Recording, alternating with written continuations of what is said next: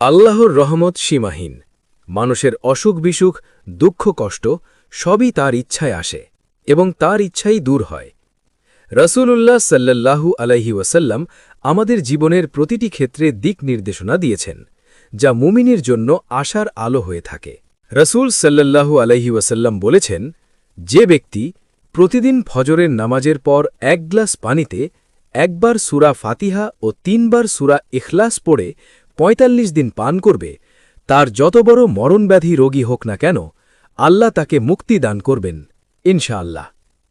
আপনি যদি এই বার্তাটি অন্তত ৩ জনকে শেয়ার করেন, যে ব্যক্তি মরণব্যাধিতে আক্রান্ত তার জন্য উপকার হবে।